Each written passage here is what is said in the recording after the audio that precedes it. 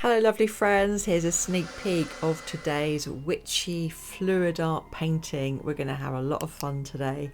I'm using emerald green and some really cool witchy colours. Thank you so much to my subscribers. Your love and support helps so much. So today I've got a Dutch pour and I'm using green in a way that I haven't used before, and this is a collab, the Shadows and Spells collab by Fluid Art with Erika. Go and check out her YouTube channel and her website. Now you've probably seen I've got a little black cat and a bat, and this has all come into my life over the last week.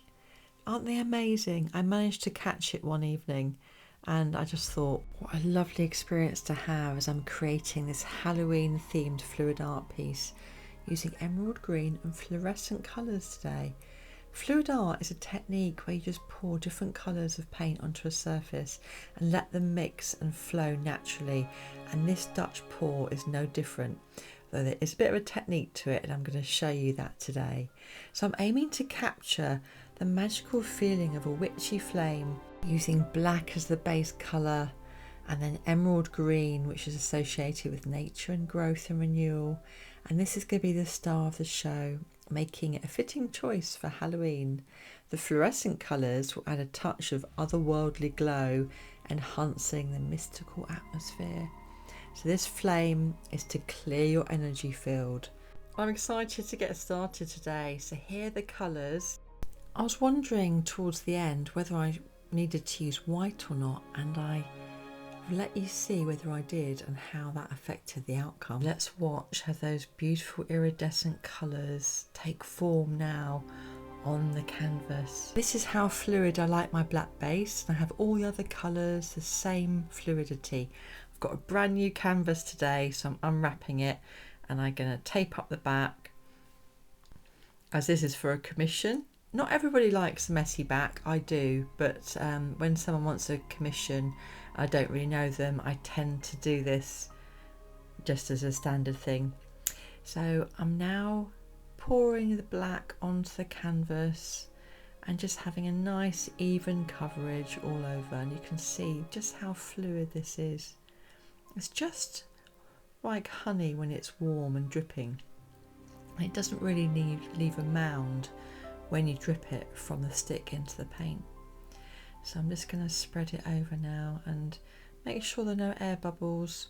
I've got a different surface here today, and the most important thing when you do fluid art is have a level surface.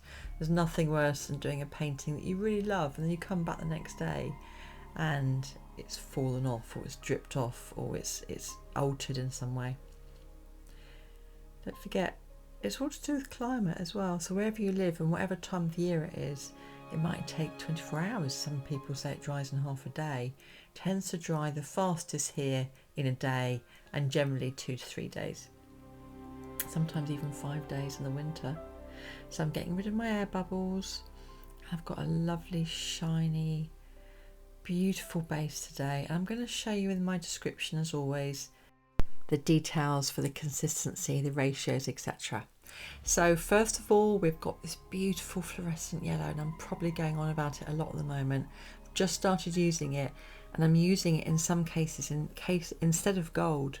It gives this just beautiful glow and a really sort of otherworldly feel to it. It just enhances that sort of mystical atmosphere, don't you think? And we've got lime green. Pebeo paints are great quality, and if you have a Hobbycraft, if you're in the UK, they were on special recently and they come on special every now and then. It's really worth getting a whole load when they're on special offer, for sure. It's the same for all paints and all pouring mediums as well. I'd always get it where it's on special offer. So we've just put the lime green down, and with the Dutch pour, what I tend to do is layer the paints right on top of each other, and I make my own pattern, and then as I layer the paints, I'm thinking what I'm going to be doing with the hairdryer. So the hairdryer comes in after you've layered the paints, and you put a bit more base paint around the colour, which I'll show you in a second. So you put extra paint around the coloured paint when you're finished, and then you blow it in very gently on the coolest, lowest setting, and then you blow out from the center of the colored paint. I'll say that now because it's, as you're watching me layer it, you can almost picture it, and then when I come to do it, I'll show you exactly what I'm doing. So that silver has added such a beautiful glow to it already. I can see a little reaction with the paints. I'm using my favourite Liquitex pouring medium and my Liquitex gloss medium, just a touch of it together. And I also use a little bit of Owatrol. You can use Floetrol as well. You can use paint and water as well. Some people say, can't you just use paint and water? Give it a try, see how it feels. It depends on the paints, it depends on the quality of the paints, and it depends on what sort of outcome you want. So I do like a lot of gloss in my paint. And also it means you don't have to put as much varnish on at the end when you're finishing it to protect it. So I'm aiming to make emerald green the star of the show today. I'm gently layering it. Some people in a recent workshop were saying, oh no, I've got spots on my base. I've dropped paint here, dropped paint there. It doesn't matter. All you need to do is put your finger in if you really don't want it and it will disappear. But also it adds to the flavour, if you like. It adds to that interest in the painting. I've just did one there. And you'll see what happens to it. It doesn't have a huge effect.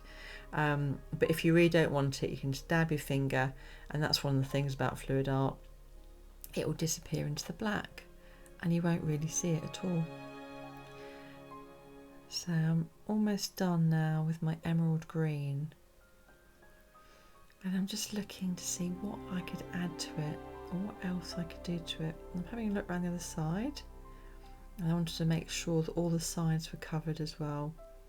Sometimes I choose different ways to cover the sides of the canvas. I like to sometimes use my hand to cover it all in black. Sometimes I just blow it out. Sometimes I use a palette knife. It depends what you get used to. So today I poured it on. I used a spatula and I used my hand inside a glove to make sure that all the sides of the canvas are covered. I was in two minds as to whether to use white, and I thought I would like a bit of a highlight, and so I placed it inside the dark green or the emerald green, and I'm really glad I did. Even though the iridescent colours give a beautiful glow, adding a bit of white, especially when the base is black, does add something. How much white you add does affect the outcome quite a lot. Okay, so I'm almost done adding my white, and now it's time to add a little bit more base colour around the colours before I blow out. But guess what I did? I forgot initially. So I got my hairdryer and I was playing around with it because this is it's an old hairdryer, but it's one that I haven't used for pouring or Dutch pouring so far. So I was just trying to get some flow, and it wouldn't work on the low setting. We could see how hard it was. So I put it up a little bit, and it did blow out really nicely. And as I blew that bit out there, and can you see what happens to that drip now? I then remembered, and that's okay, because if I didn't like that, I could have just scraped that bit off and started that bit again. So I think sometimes when you're doing these things, it's so good to show, you know, what actually happens rather than just showing the whole process, because you can relate to it a bit more and you can see, well, actually, yeah, I forgot to do that, or that could be an idea, and it helps me to remember when I see people make mistakes. So using the base now, and you can see just how little I'm using, and I'm still going around the bit that I've blown to a certain degree, and this is going to change the direction of it, but it's also allowing me to see what the effect is when I do blow it out. So I'm going to blow in the paint into the middle on each side. Can you see when you put the paint down how easy it is to blow it in? So you're blowing it in from each angle. That's it. And then you blow it on the other side. And you go round blowing it so it just gently mixes in. And the reason why you do that is so that it mixes together and consolidates. Now Dutch pour was originated by Rinske, So if you want to go and see what she does and how she does Dutch pour, I'll put her link in the description below. She is an amazing artist and one of the very first artists that I ever watched and who inspired me to start painting. So using the hairdryer now again, I'm deciding where to blow from. And I blow from the top down and from the middle out. Now if you want a more solid effect, if you're looking to do something like a leaf, or you're looking to have something that you can have as more solid, you would layer more paint down. But I was going for a flame effect today and I wasn't sure if a Dutch pour would work, but it turned out just how I wanted it. I wanted that really wispy look. I didn't want it to be too solid in any particular area. So can you see the effect of the hairdryer and the iridescent yellow and the emerald green together just looks beautiful. You know, with flames you get some areas where it's a little bit more, you can see the solid colour, and other areas you can't. I really wanted that wispy look. I'm going to revisit this and I'm going to use the same colours and layer them more, in other words, put almost probably twice as much paint on, and then I'm going to make it into a plant, because I think you can actually use these colours and perhaps leave out as much fluorescent yellow. So just enjoy as I use my skewer for a moment, and I shall see you with the wet results.